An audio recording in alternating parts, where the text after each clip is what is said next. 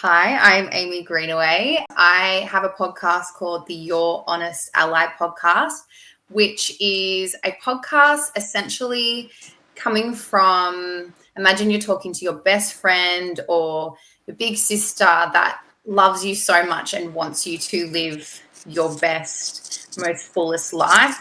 So my podcast covers so many topics all about life, really, from fertility to the brain to things in science and fitness and health. So many topics where you can just level up and level up. So that is what I do. And I feel like it is my calling to help people on a mass scale. And I really love it. Hello, I'm John Coturillo from Melbourne, Australia. I own and operate Your Listener Counselling, and I also host the Your Listener podcast. I have a history of working with a broad range of clients and presentations with particular interest in trauma, relational concerns, life transitions, communication, and life skills. I've also experienced mental illnesses myself, and I combine theoretical knowledge and evidence-based therapeutic techniques with the wisdom gained from my own and others' experiences to form an approach which is adaptable, person-centered, and authentic.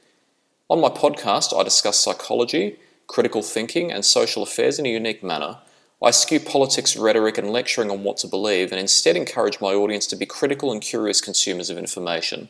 I also advocate helping them to develop more detailed, complex knowledge rather than overly simplifying concepts to the extent that they become empty slogans.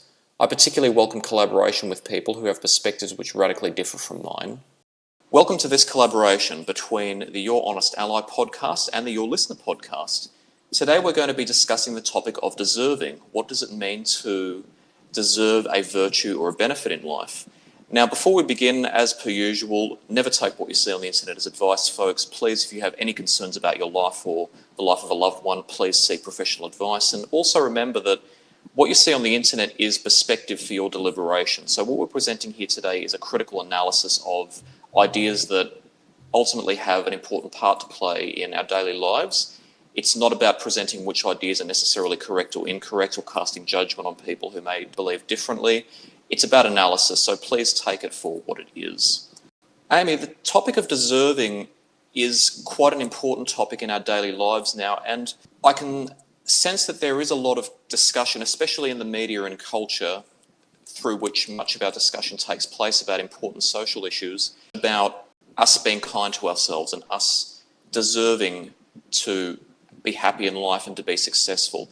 I have no idea what would have precipitated it or what began it. I'm really glad that people are talking about it because it seems to be, well, I don't know so much anymore, but even say in school or back in the day, let's just say you would say, like, let's say, for example, someone would compliment you.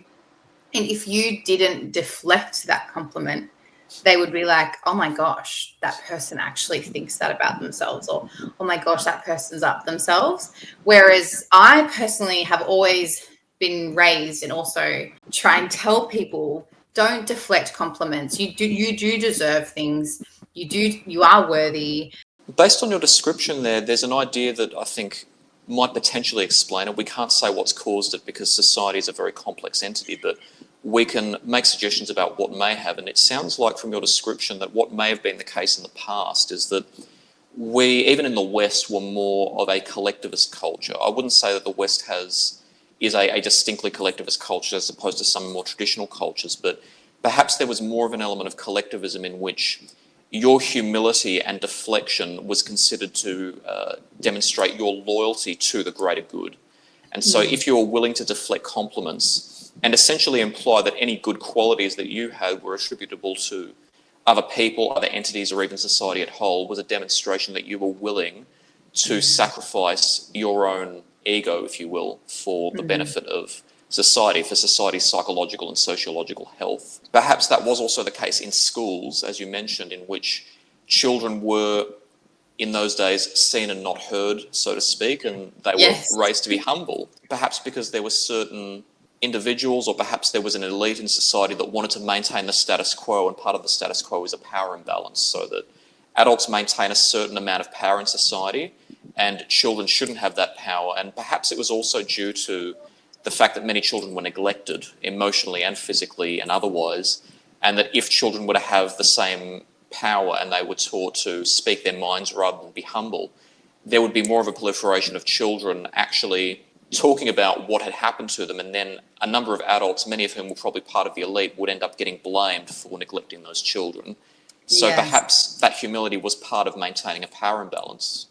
That is very profound. It's very true. Even the seen and not heard, or do it because I told you so, as if like the child, or not even the lesser, the person in less power doesn't deserve a reason. I think now, especially this generation of parents that are coming in now, are allowing their children to speak, are allowing them to be wild and free and, you know, true to themselves, and treating them like humans, not like pets. And that is, and it is kind of our generation that's coming out saying, you do deserve this, be kind to yourself, and explain things to them. Understanding things, even as an adult, just makes things click, right? And it's like, oh, that makes sense. But if you just said, no, don't touch that, or you can't do that, you have to be careful, then the lack of understanding just is like, well, I'm going to try it anyway, which is recipe for a disaster in like so many aspects. It can be as an adult, as a child, or anything, but I feel like, especially as children, being explained things, they deserve that. They are human beings. They're not, toys. Yeah, I really just think understanding and treating people like humans, giving them the time of day, makes a lot of difference. Exactly, and I would actually challenge the same person who may say this is all nonsense. Human behaviour is all guided by desire, and we assign different qualitative values to certain benefits, and then we choose the benefits that have the most value to us based on contextual factors and limitations. And if that person has ever been sold to in a shop, they're probably not aware of it, because a good salesman will know how to essentially play mind games, even if they're selling them a quality product that's worth what they pay for them. But if you have been sold to effectively, then you have been subject to the basis of all human motivation, which is desire. And so when you're teaching your children, you need to know that, and you need to show them the value of certain benefits, and then show them this is why you will actually be doing something good when you choose this instead of that. You also need to be honest about it. It evidently works. Try it. Like, I've taught parents to do this before, and it works. And I'd say that another particular phenomenon that has happened within the younger generations is the discussion of the more widespread effects of how we were raised, and some of that constitutes what we would call trauma in clinical terms, whereby events that took place in our childhood or ongoing dynamics in our relationship with our parents and other significant caregivers could cause a mental illness known as trauma to some, or post-traumatic stress disorder or related disorders, and that can have an effect on how we function as an adult. And we've been raising awareness more of how having those illnesses is not our fault, and that we can't necessarily control what effects those events had on us. We can certainly control some of the choices we have in the present, and we can take responsibility for our recovery, but ultimately our choice is impeded to some extent because there was certain harm done that impacted our psychological functioning. And what needs to be more discussed, I believe, even now, is that often we take psychological functioning for granted, and we don't know, or we don't acknowledge just how important the brain is, just how important it is to know how the brain can be affected by what it absorbs from the environment and from how we interact with people. And often we don't have as much control over it as we think we do, but good mental health culture and good therapy involves bringing people to that awareness so that they can make better choices. They may not be able to control everything, but more control will certainly help. But ultimately, raising people's awareness of the fact that a lot of what we considered to be normal back then was actually at best unwise, or at worst neglectful on the part of the people who raised us. And we love them, and they did the best with what they knew at the time. I see a lot now when people try and talk to their parents about what they went through or why they're in therapy now or all these kind of things.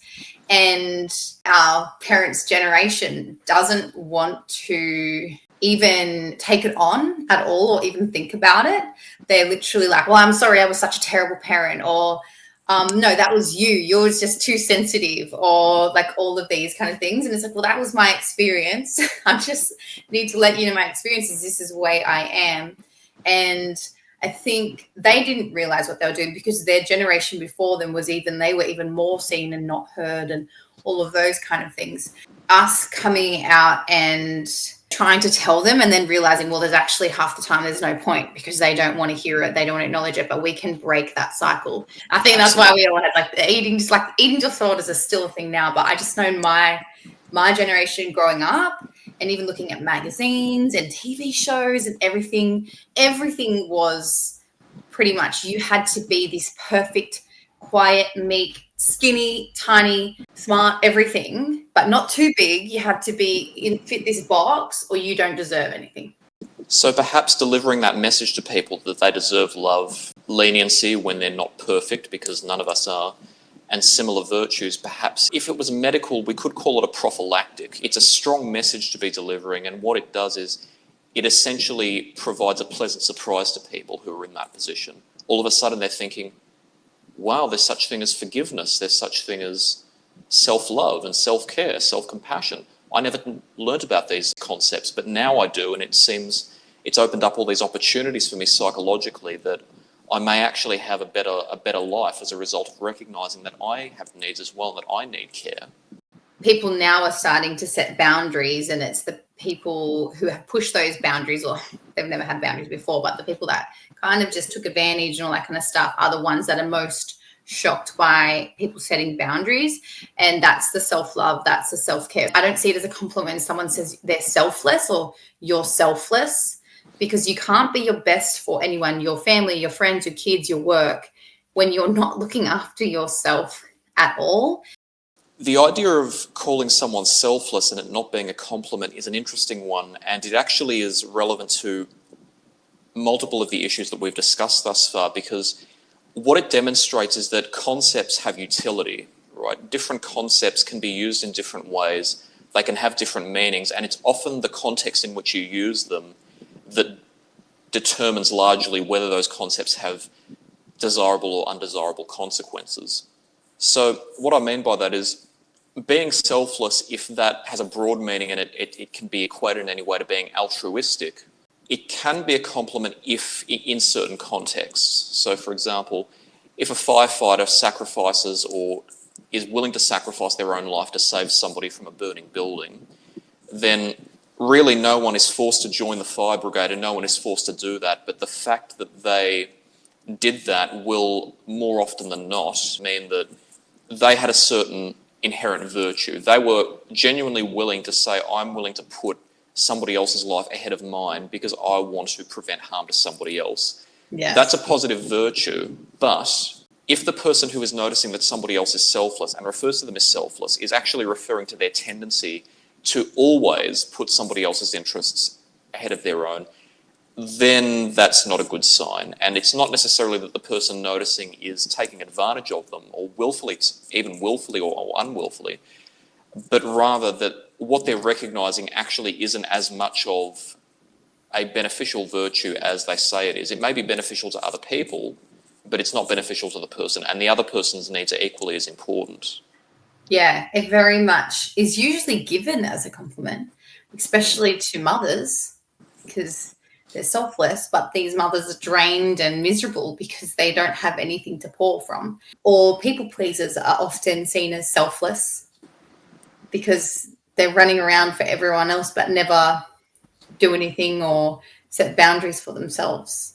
Giving a mother a supposed compliment that she's selfless, this is one of those instances in which people may actually have the best of intentions. So I don't believe that most people would give that compliment because they think that self-sacrifice. No, they don't think like that. Or most people see it as a great thing. They don't see the background of it. They're just like, oh my gosh, they're so selfless. And they just see that as a really wonderful compliment. There are so many nuances to this that people don't mention and they don't acknowledge. But essentially, when you choose to have a child, you need to know that you have the right support, and you need to know that you have, hopefully in advance, the ability to have the right balance. so that you can tend to the child's needs, because for a long period of time, relatively speaking, the child is going to be completely reliant on the parents, and the child doesn't have much of a say in that situation. So a parent doesn't get to switch off. They don't get to stop being a parent. For a period of time, they have to essentially be selfless. That's part of the natural order of things. But at the same time, if you genuinely don't believe that you can meet that demand, which it is a demand, then you could actually be said to have more selfish motives for having children than not having children. So there's a nuance there. But effectively, I think a more significant compliment when you see how much effort a mother puts into being a mother is that that's an incredible level of effort that you put in, and that's commendable, because it is commendable to be a good parent. It takes effort. Speaking around, say, children, how is our sense of deserving shaped by childhood experiences and upbringing? That's a really important question, and it's actually key to change if people want to have more self-love. So from an evolutionary standpoint, we're essentially born without many of the skills that we take for granted. And one of those skills, even if we may not think of it as a skill, is knowing how to emotionally regulate and knowing how to discern between what you rightfully deserve in order to meet your own needs and what is more of a privilege. And the way that children learn it is through both observation and direct teaching, which all of them constitute psychological learning in some way. Much of what a child learns is actually via observation and interpretation, and children often process and at an unconscious level understand more than they can communicate or recognise consciously, which means that even subtle signs that they see, even subtle actions that they see being done by the people around them, especially important people like their parents and their caregivers, their minds absorb that information and then they interpret it in a way that creates sets of ideas about the world. So an example that I recently gave was, if a child is constantly involved in social events with their parents during their developmental time, and their parents during those social events are constantly speaking to other parents but they're not giving their children any attention, and the child needs something and they approach their parent and they say, "Mum or Dad, I need this," whatever it may be, and the parent constantly fobs them and says, "Go away, I'm talking to this other parent." Even though the parent hasn't explicitly told them this message, what the child is most likely going to interpret is, my parents' interactions, whatever they may be, are always more important than my needs. The possible explanation that evolution might provide for that is, you need to be able to form quick decisions about how the world works, because in a natural environment, if you don't form those quick decisions, then you're vulnerable to other people's exploitation, predators, natural disasters, the rigours of the environment, the rough and tumble of everyday life. And so the child starts to form those ideas, because those ideas then form a basis for how they interact with the world. And those ideas essentially act like parts of an instruction manual. They're called schemas. There can also be direct teaching. A parent can sometimes explicitly state, "When I was your age, I didn't have this, therefore you don't deserve it," or "You don't know how lucky you are, so stop complaining," even when it may be perfectly reasonable for the child to have needs in that situation and ask for them to be met. And so as the child progresses in their age and develops into an adult, those schemas remain pivotal in how they understand the world. And so other interactions refer to those schemas in order to produce an outcome. So again, the mind works so rapidly and does so much in a split second that we're usually not aware of it. But when a person is having other interactions, even if they seem on face value completely different from the types of interactions that they had as a child, they have to make a decision in that moment how to approach that interaction. Their mind will not only take information from the environment itself, but it'll also reach back into memory. It'll refer to those schemas and it'll ask in a split second, much like a very complex computer, "I know this information is here and I knew that information from then. Based on this, what is the best decision to make?" And if somebody as an adult, for example, is having an interaction with someone whereby that person is making an accusation of them that objectively isn't true, the mind will say, "Okay, this person claims this event is my fault. Where have I seen this event in the past?" Going back to childhood, okay, in childhood, my parents were constantly saying that my needs weren't important. I need to make an extrapolation from that. My extrapolation is, if my needs aren't important, that must mean I'm a bad person, which means the likelihood is it was my fault that this event happened. Therefore, no further analysis is necessary. I'll just take responsibility for it, give the person what they want and move on. And I get to avoid the conflict that caused me so much pain in the past. And much like going to the wrong cupboard to get a mug when you've moved the mugs, mental habits are just as ingrained in us as behavioural habits, and they take sometimes even longer to break. And that's basically why these patterns can be so difficult to break, because we are essentially designed to learn healthy habits from a young age, because our mind and our body need to be able to survive in the world, and those healthy habits act as the basis. If we feed our kids irrational ideas, they're just going to repeat them. So it's our responsibility as parents, adults, to feed children healthy, rational ideas about themselves and the world around them, so that they can become healthier adults, not just in terms of how they treat other people, but how they treat themselves. And I think that really speaks to being a model as a parent. Something I've spoken about previously is, let's just say, the diet culture. Something I would never want my children to have spoken about in front of them or witness me doing or anything is talking badly about my body or about being on some type of diet or anything like that. Because, for example, I have lots of nieces and nephews, and I have these amazing nieces who think I am the most beautiful human in the whole world, and they think the same thing about their parents, their mothers. And then my rule is they never, ever, ever see me talk bad about myself, look at myself in the mirror and scoff, have a meltdown because my clothes don't fit, or talk about dieting or anything like that. Because if they see me do that and they think I am the most beautiful person in the world, they're going to think, oh, well, I must have all these problems. If the most beautiful person, my favorite human in the world, thinks there's something wrong with them, I must have that. And it's just like a cycle. And so I try and say to, my sisters and just people at all, like on my podcast and stuff, please be really, really aware. And the same goes for, talking about money or talking about how you just are in life, and how people are like, oh, we don't deserve that, we can't afford that, we're not this, we're not that. And it's like speaking those things, you speak them into existence, and then you're speaking them into existence into your children's lives or the children around you's lives. And it's just like being wary of that. One of the barriers to understanding this, really, although I don't like to cast judgment over people who have been traumatized, because often trauma is what results in this attitude, is people sometimes not being willing to learn and question their own assumptions about what's true. We often take for granted how much the brain does without our permission, so to speak, how information processing works, how much we don't know about life. A lot of people quite arrogantly like to think that they know Mother Nature better than Mother Nature knows us.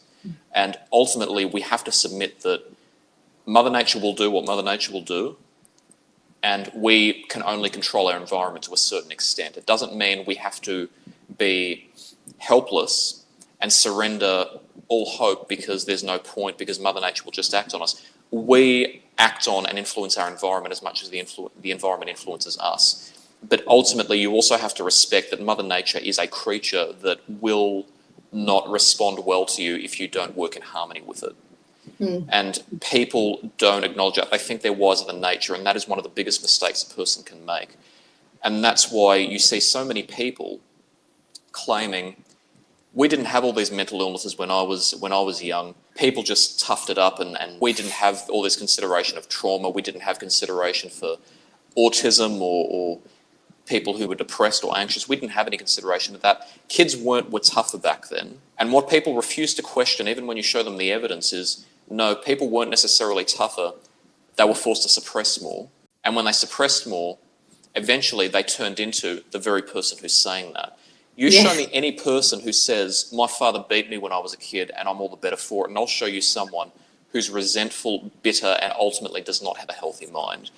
And I hate to be judgmental, but really sometimes you have to acknowledge that certain ideas are objectively bad, and some things like not acknowledging that people have needs and beating your kids and psychologically neglecting your kids, these are bad, because children will grow up harmed by them.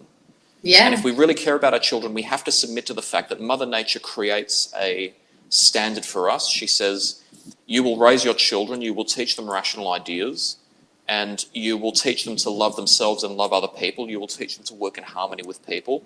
You will teach them to cater for their own interests as much as being considerate of other people's interests. And you will essentially work as a collective. That's what any species needs to do to survive. It needs to work as a collective and have a constant exchange of give and take.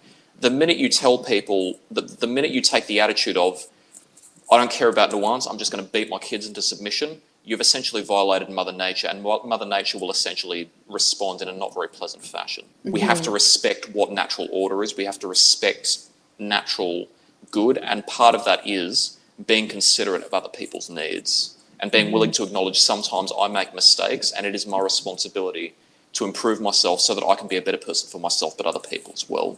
And something actually that made me think of, and it's something I see all the time and it makes me laugh every time, it's where people say, we were hit as kids, or we had tough parenting as kids and we all turned out fine. And I'm like, did we? I don't think we did. We didn't just turn out fine. We're all speaking about trauma and all these things that we've gone through, and we're at least working on it. Exactly, and part of breaking the mould means being willing to question the status quo, which is why I want people to realise that we're social commentators, we tend to criticise a lot. What we're saying here is you have the capacity to be a good person, as everyone does. If you can see a problem, don't ignore the signs. Don't say, this is just other people being soft, I don't need to change. Take the time to question yourself as much as you question other people. Both are equally important. There is help available, and I'll admit, as I've discussed often, and I'm going to discuss further in the future, help isn't always as available as we think it is. We still have a long way to go in developing our mental health and personal helping systems, but the help is there. It does take a lot of effort, it does take a lot of patience, but it's possible. And you don't have to give up your own principles and your own values and your own virtues in order to be a better person to other people. And to the people who have been traumatised and maybe emotionally neglecting your children, you deserve that time as well. You deserve the opportunity to change, because you can change. It's not equally easy for everyone. Some people have to spend more effort than others, but it is possible. But you just don't know how much you've been influenced by influences of which you're not even aware until you choose to be vulnerable for a moment and just see it. The effort is totally worth it. Everything good takes a bit of effort, right? You just take responsibility for your life, and then you can move on. Then you can choose to, work on it. It's the deflecting and denying and just living in the woe be me life, or the I've done no wrong, the world's against me kind of mindset. How does that work out for you? It doesn't work out very well at all. Bad things happen, yes. Bad things happen to good people, yes. But it is how you choose to respond, or it's just how you choose to look at everything that makes the difference, and how you choose to work on yourself. And working on yourself it's priceless. I wanted to talk about relationships and feeling like you deserve in relationships, because something that I see, I feel like 90% of people settle in relationships because they don't truly believe that they deserve better. What are your thoughts around that, and how does that come to be?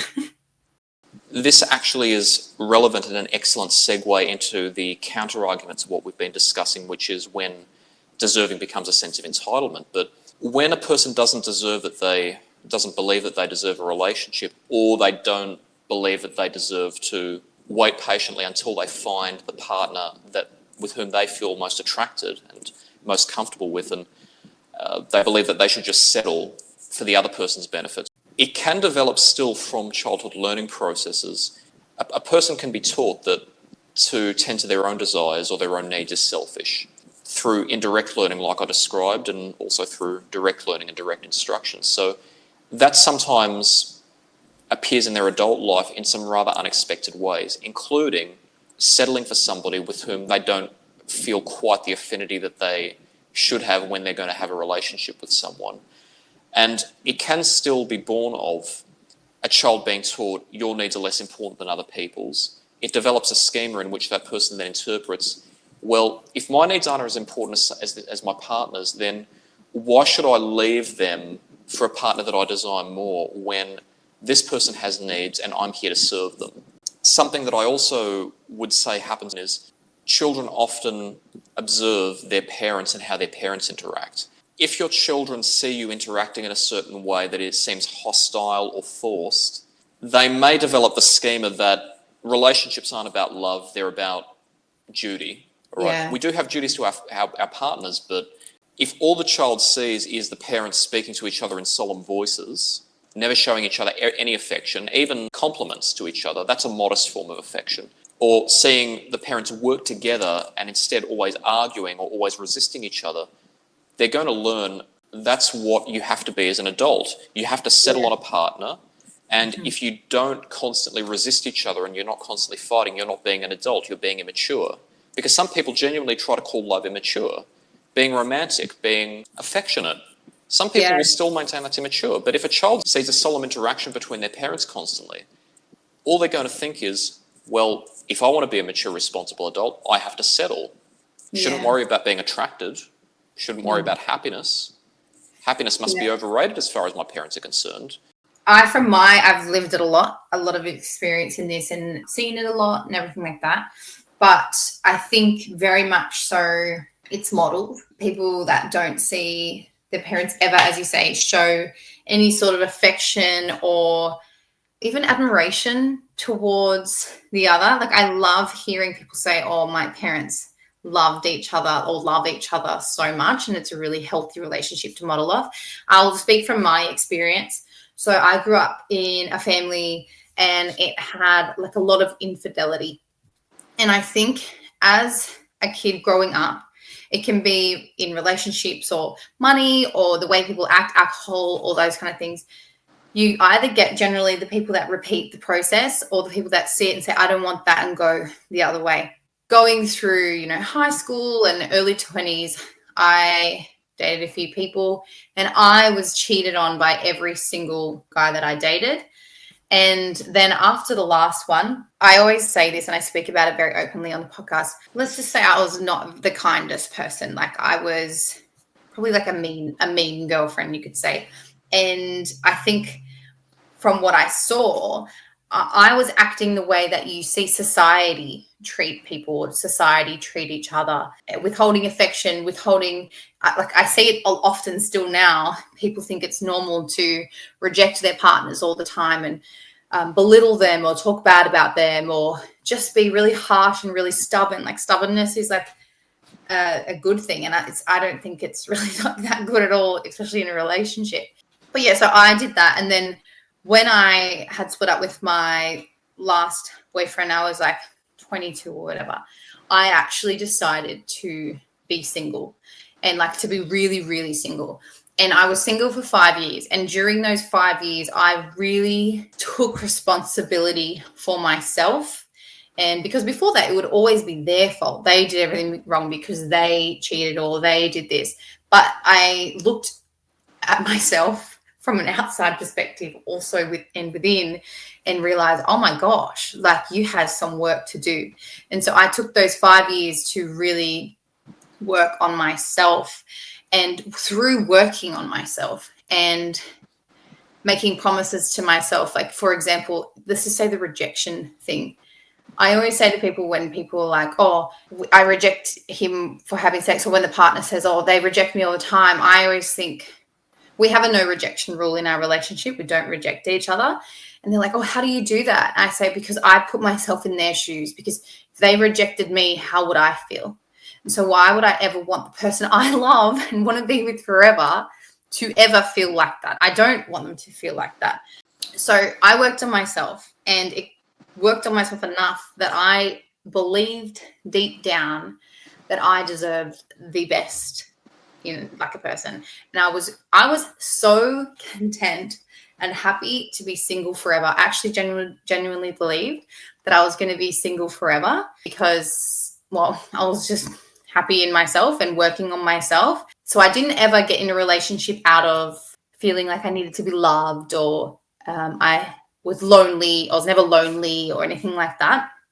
But when my now husband did come around, I didn't have any problems accepting that love. Like, it was a whole new lesson. It was a whole different way of being loved. He's so gentle and kind and funny and sweet. And I was used to people screaming and yelling and throwing things and all that kind of stuff. So I had to learn it's not a roller coaster. It's just fun and loving and beautiful and safe. People always say, what do you see your like love as? And I'm like, it's peaceful. It's really peaceful to be in a safe, loving relationship. But I see still so many people modeling what their parents did. Or, they say you marry your father. I love my dad so much, but I chose to not marry my father. I was like, I do not want to marry someone like my father. I love him, but that's not who I want in a husband. I would love someone like my grandfather. And that's who I found. And also who they surround themselves with. So people surround themselves with relationships that are toxic and they think that's normal. And they're like, that's acceptable. Everyone's like that. And I'm like, well, why are you settling for that? You don't have to. Well, thanks for sharing that, Amey. And in reality, taking that responsibility is the most important step in changing. And so I'd like to see more people being as honest as you were, especially in the helping professions where people take responsibility for their mistakes and say, I overcame these mistakes, therefore I can speak from experience and not just from theory. I've been candid about it in my past work as well and will continue to be that I have suffered mental illness and that has sometimes led me to behave in ways that were less than desirable. I didn't kill anyone or assault anyone, but I said some rather hurtful things and I did things that ultimately people did not deserve, and I had to recognise that in order to be able to be the best person that I could be. If I may offer an analysis, what you just described there is relevant to your idea previously in which you suggested that we speak phenomena into existence through the language that we use. And it's certainly true that a big component of how we live and how we behave is based on the meanings that we assign to the language that we use, but it's also based on what we absorb, and we can also absorb and replicate phenomena through learning. And so this is a question that people sometimes ask is, why are victims of trauma more likely to be repeat victims of trauma, possibly of the same kind of trauma that they suffered in the past? In the same way that you could ask, I'm not sure of the statistics on this, but what would be the connection between me seeing a lot of infidelity in my childhood home and me experiencing a lot of infidelity in my present relationships over an adult life? And I would say that when you observe a phenomenon and remember it like infidelity, what you may have also been observing as a child is the types of characteristics of the people that were there. So, for example, you may have observed characteristics of your parents that were correlated with the unfaithful behaviours, maybe not causing them, but correlated with them in some way. And so if what a person learns from that experience is, these are the types of partners that I should seek because this is what my parents did and therefore this is what a responsible adult should seek in a partner, then what a person might also be doing is inadvertently seeking somebody with the same values that also were correlated with being unfaithful, whereas those values may not have been what is in the relationship's best interest, but all your parents taught you and all a person knows is what their parents teach them. And I've found it's true from just like watching it. They say, let's just say this is just for males and young boys, they tend to more often than not turn out like their father, model their father, because their father is their hero, right? Their father is the man in their life and that's who they want. And so it's like, I always like to ask this question. It's a harsh question for partners, but do you want your children to turn out like your partner? Do you want that? Because if you do, that's great. But if you don't, you're with the wrong partner. If there's someone that yells and screams or is financially abusive or verbally abusive or physically abusive, you staying with that person and having children with them, do you want your child to be like that person? Watching your mother accept that from a father, or it could be father accept it from the mother. It could be any way. That child is taught this is the standard. The bar should be way higher. It shouldn't be accepted at all. But people, you see now, even people are getting the minimum from people that are dating them or, they've just met and they think this is amazing. It's like that is not, like, it's great they're doing that, but that's not even the minimum. You deserve and should expect so much more. And you need to expect so much more from yourself. It's a two-way thing. It's not just you need to do everything and I'm perfect. But yeah, I see that a lot and I speak about it a lot because I want people to have wonderful relationships and wonderful lives, and your relationship takes up a lot of your life and it controls a lot of your life or impacts a lot of your life. But going back to before, how you said one of the first steps to changing and training our brain is acceptance and taking responsibility. You know, we've spoke about kind of disaster, and all the bad things that can happen. But obviously the brain is very malleable, and it is an amazing thing. What are the steps to be able to train our brain or change our thoughts and our lives essentially to believe we deserve and have an actual sense of deserving that's not entitlement, but deserving? Well, without prescribing a rigid process, the first step would be asking questions, but asking questions with the aid of someone else who's objective, someone who's not emotionally attached to you having a particular outcome, who doesn't get any benefit from what you do, but someone who just wants to help you understand what's happening inside you. Now, often that will be a counselor, a psychotherapist, or a psychologist, but it can also be a friend, someone who has your best interests in mind, or a family member, somebody you trust. It involves sitting in the moment and reflecting on moments in which you've felt that your needs haven't been met, because often there will be moments in which you'll feel that, but you tend to suppress them and you tend to ignore them and activate an immediate counter response, which is, no, I'm not going to tend to my needs, I'm going to tend to someone else's because that's what I'm meant to do. The first step before you even try to solve the problem is just describe it in objective terms. Don't try to justify the feelings, don't try to justify what you thought. Just describe it in as plain a language as you possibly can. I felt rejected. I felt like my needs were not met. I felt sad, or I felt depressed, or I felt anxious because this person took something from me emotionally and I thought I should have my say as well. Describe it in objective terms. Then, with the help of somebody who cares and whom you trust, try to find the point at which you started to believe that that didn't matter. Often it involves looking at the past, because you learn a lot from your past. Even though it doesn't have to determine your future, it's an important part of how you function. Looking back into the past and asking, is this attitude something that I saw? And if so, can I remember where I saw it? And then you have to ask a difficult question. Why might I have seen that? If I saw it in other people, why might they have been espousing that attitude? Is it because they didn't care about themselves, or they didn't care about other people? Is it because they thought it was in someone else's best interests? Is it because of some other reason?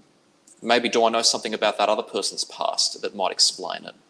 Looking at the why, and again, we don't have to justify it, we don't have to make excuses, we don't have to make excuses for other people. All we have to ask is, why might it have happened? And then once we understand why that's happened, we then need to understand, how did it transfer to me?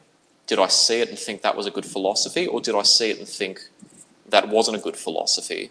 And sometimes when people have a polarized opposite response to it, that's sometimes how it develops, because people feel powerless, and instead of learning that they should be powerless, they actually learn to try and be power hungry, and that can sometimes happen as well. But understand that process. Then ask the most difficult question. This is the most difficult, that segues into the balance between entitlement and deserving. It's a two-part question. Number one, what is this attitude doing to me? How is it impacting how I live my life? If I look at my life as if I was watching it in a motion picture, what am I seeing? And then you have to ask, is this really necessary for me to achieve the outcome that I need to? Often people will think, if I think I'm deserving at all, I'll become selfish. You need to ask that really difficult discerning question. Can I still be a not selfish person, but acknowledge what I deserve? Is it possible to live my life a different way?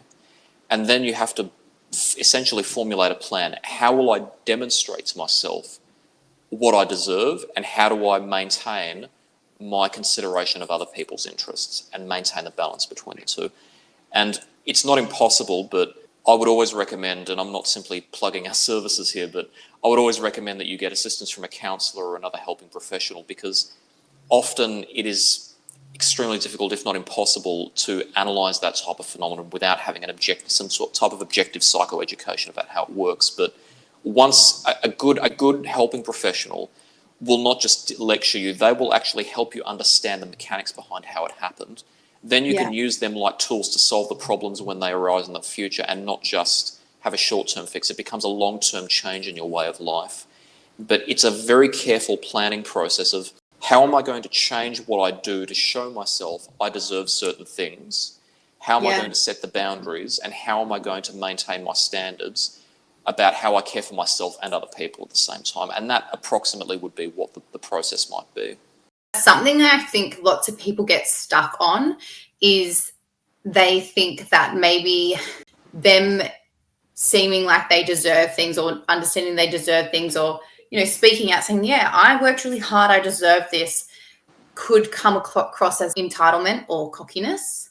So what are your thoughts on that? What's the difference? That difference between being deserving and justified deserving and entitlement, again, it's a really important discernment to make because people can mistake the two, both the person who wants to identify whether they're deserving or entitled or the people perceiving them.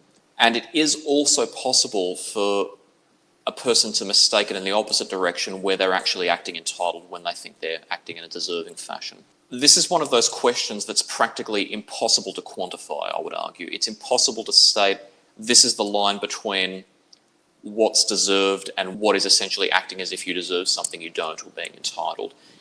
It's quite qualitative, and it's one of the best exemplifications of which I can think of how life is one big occupational hazard where often there aren't actually set answers. Your mind has to constantly be asking that question, and you have to basically be constantly analysing what can I justifiably take from this situation, but then what should I justifiably give? I would say that when you're identifying what's deserved, you're essentially identifying where you've made a sacrifice in life, given something, and what type of commensurate benefit is justified for you receiving in return. And the sacrifice doesn't have to be material. For example, if you are a person who never breaks the law, then you deserve not to go to jail. Not breaking the law requires careful effort on your part. That effort is the sacrifice, and it is objectively justifiable that you should then not be punished because you are a law-abiding citizen. If you pay for something in a shop, you are sacrificing money, therefore you deserve to receive whatever goods or services you were considering and which were priced at what you paid. That's a more objective, plain example. In life, if you're a good person who never shouts at people and who considers other people's interests, then you objectively deserve. You won't always receive it and you can't count on it, but you do deserve other people's consideration as well. This is easier to regulate, of course, in relationships where people directly see what the sacrifices each other are making, but when you consider someone else, you're sacrificing that effort. You're not just sacrificing money or time, you're sacrificing effort. Emotional effort, cognitive effort, you might be helping them with material activities. To anyone who's concerned about other people perceiving them as entitled, unfortunately in life, you're never going to please everyone. It's just a fact. There are always going to be people whose perception of you is distorted and who are going to try to attribute negativity to you when you're justifiably looking out for your own interests. People can learn to do that for a variety of reasons. Maybe they feel powerless and they're constantly needing to assign negativity to other people as a form of moral licensing. They want to say, I'm a good person, everyone else is bad, therefore if you're acting as though you deserve something, it must be bad entitlement. Unfortunately, it's just one of those phenomena which we can't always control. We can't control how people perceive us all the time. And sometimes people don't deserve the effort. Sometimes we just shouldn't have to justify why we deserve something because it's plainly obvious. I think a lot of it's attitude as well. Like your attitude, your perception, your attitude towards everything, whether you deserve it or are entitled to it. But I think, like, say, with deserving, you have some fundamental birthrights that you deserve, to be treated well, to be, just treated properly like a human being. And I truly believe there's like fundamental birthrights that you deserve and are entitled to. And then acting entitled is very much an attitude. Or for a simple example that popped into my head is I'm a dancer. And let's just say you're in a dance class and you're practicing you're going to do a big show. And there are people there that go to every class, or if they can't make class, they practice at home and make sure they know the dances and know everything and which way's what. And then there are people that show up whenever they want. They don't know the dances that well. They don't try. They don't do all these kind of things. But you'll come to the time where they have to be put in their positions. And there's people that deserve to be at the front because I always say if you're a better dancer, you're a better dancer. As simple as that. You're better. You're more appeasing to the eye. But they've also worked hard and they deserve to be there. But then there are the people that, haven't tried or don't deserve to be at the front, but they throw tantrums because they feel like they're entitled to it. That's a good example of natural consequences, whereby when you interact with the environment in a certain way, consisting of people, institutions, events, activities, behaviours, etc., you will then have an influence on them, and then that influence will reciprocate to you. And so if you don't put the effort in to perform your role to help the overall collective of which you are a part in that situation, then the overall collective will do what's in its best interest, what it deserves, to prevent you from making too much of a sacrifice of their benefits. That's an excellent way to explain where something might cross into entitlement. One big question I always ask, and I can attribute it to a number of different phenomena, hopefully without stigmatising themselves, is that with the proliferation of talk about self-care, mental illness, and the effects of how we were raised on how we function as adults, and now a movement to teach people that you should consider your own interest and not just other people's interest, and that you deserve certain considerations. Part of a possible consequence of that, not to negate the whole concept, but part of a possible consequence of that is it may play into a trend that I've seen in mental health and popular culture, influencer culture, and also culture to do with some alternative helping professions. I've seen it in life coaching as well, and I don't like to stigmatise life coaches. Just as you know from my work, I've had some commentary to say on the helping professions and how they've evolved, because I've seen something of a proliferation of certain practitioners being hyperbolic or not really selling ethically what they do. And that's not to say that everyone within the professions is bad. I'd say most people are good, and there are a few that just have the wrong intentions or might be misguided. But one of the problems that I've seen is people use the concepts without nuance. There are certain slogans that people use which might just be a flat coverall claim of you're powerful, you deserve things. What concerns me about this is that they're not practical to actually solving the problems that they purport to solve, and they also perpetuate something of a culture of all or nothing thinking. I'm not a big fan of trends, as I've said in my past content, because trends come and go, whereas there are certain issues that are just always important. Mental health is one of them. That never stops being important. I don't think it should be subject to trends. I think it should be subject to widespread understanding and acceptance, because a trend will stop being discussed once it falls out of vogue and people no longer have a desire attached to it, whereas mental health always has to be discussed because it's just never going to stop being an issue. Yeah. And if we teach people all or nothing concepts like you deserve this, we risk polarising people into two camps. The camp that is traumatised maybe from their past relations and think, nah, that's just nonsense, self-help culture, I don't deserve anything. And then you'll have on the other side people who are entitled who say, yeah, absolutely, I deserve this. One of the main deficits that I try to encourage people to develop, because I think literally every person benefits from it, is critical nuanced thinking. So I think one of the most important concepts we can teach in response to deserving, something that's more likely to A, solve the problems it purports to, but also B, more likely to be accepted, is just because you were taught you don't deserve anything doesn't mean it's true. Sometimes people misguide us. Sometimes society misguides us. And it's important to know the difference between what you were taught and what is actually true. No, I love that. And I think the same goes for just because you're taught you deserve everything doesn't mean you're entitled to it. Same both ways. But yeah, and it's very true. You need to take a step back and have some critical thinking, or even look at your circumstances as you would your best friend. Like you would treat it as that rather than on yourself, because we are much harsher on ourselves than anyone else is. Well, I know in my experience, I'm my own worst critic. But then I think, would my friend say these things to me or agree with this or whatever my crazy brain's doing at that time? But yeah, no, I really agree with that. It just comes with anything. Just because the news says something doesn't mean it's true. Just because someone says this is a good investment doesn't mean it's true. It's on you to take responsibility and onus on that, to critically think and look into it and make a decision from there. Are people entitled? This is something that I call the good old days fallacy. I mentioned this recently, that humanity has basically always had the same psychological deficits and the same cognitive errors. They just manifest in different ways as history progresses. I can't objectively testify, perhaps other people can, whether we are more entitled nowadays than we were back then. A lot of people will try to present that rhetoric. Yeah. Now, I haven't been around long enough to really analyse that objectively. What I can say is that I suspect that in every period of history, different groups have always had a sense of entitlement. It's just that they feel they're entitled to different benefits.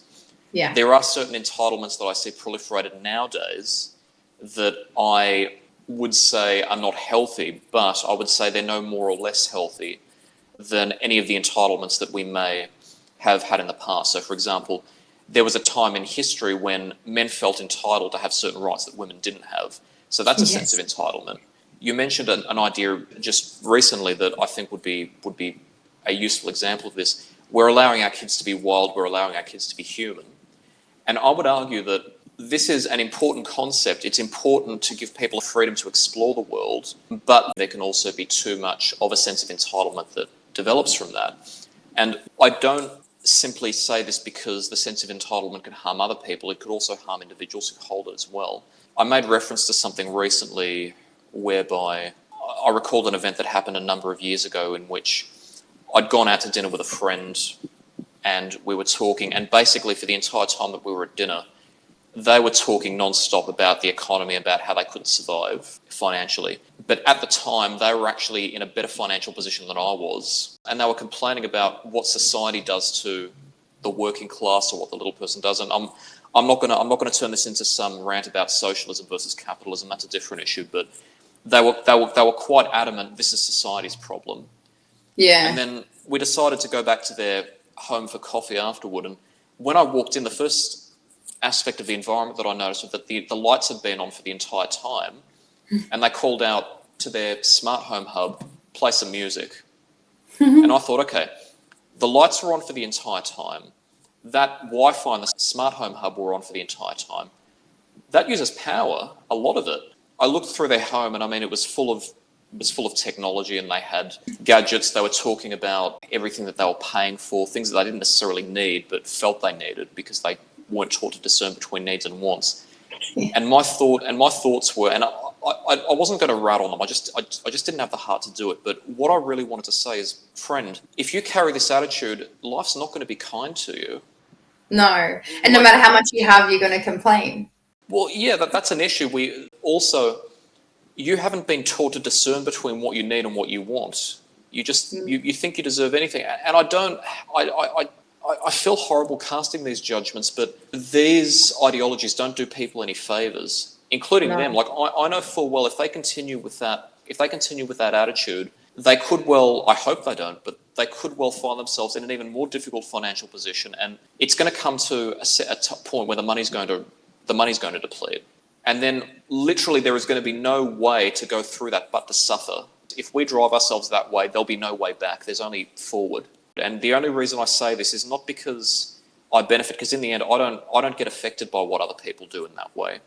I just don't want to see them hurt. I'm not even blaming them. They literally have never been taught to properly run their lives. So I have to go back to then their parents and their parents and their parents and the messages that they were receiving from other people in their environment. But I think people should be free to make their own mistakes, but then you also have to consider, A, if I'm free to make my own mistakes, then I also have to have the responsibility to correct the consequences, but B, I may also be affecting other people's freedom to make mistakes. This, folks, is why nuance is so important and critical thinking is so important, because there's no absolute answer to every problem. You have to really think critically.